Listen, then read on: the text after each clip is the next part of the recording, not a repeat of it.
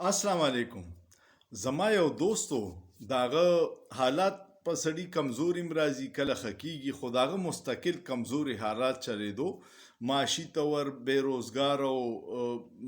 پیسو بورسه درک نه لګېدو نو یو ورځ ورته چاوي چې پالګری لاړ شه پامېستلا چې هغه د الله سګوري چې قسمت کې د مخ کې سدي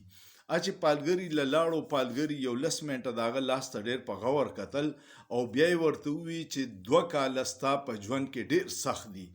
د پړه کې رااله چې جوړ کیدی شي د 2 کالو دا سخته به تیر شي او د دې نه پس به می حالات خکېږي بیا ته تاسو کو چې پالګری د 2 کالو نه پس پوزیشن دی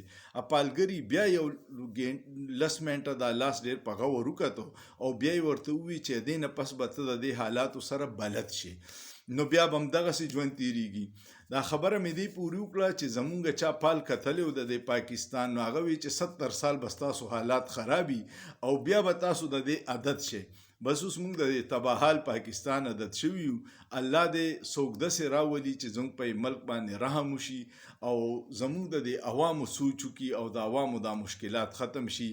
او د پاکستان ډېر ګولي ګلزار او خپل ملک دی د وسایلو نه ډک دی خو د وسایلو تقسیم غلط دی کرپشن ډیر زیات دی اقربا پروری ده او ټیلنت قدر نشته په دې وجه دنیا خلک د پاکستان نه بهر روان دي کوچره د خپل ملک روزګاری مواقع انصافي نو د دین خپل ملک نشته او د ملک په بیا په ټول دنیا کې په ترقه باندې رواني خو غالبا چې زمونږ پالګری مونږ ته ویلي دي چې ته بیا د دې حالاتو بلد شي ورسره امید لرم تاسو به ویډیو خوښ شوي کمنټ پیو کې دوستانو سره شیر کې او سوچ پیو کې په سوچ کې څه ګناه نشته شکریہ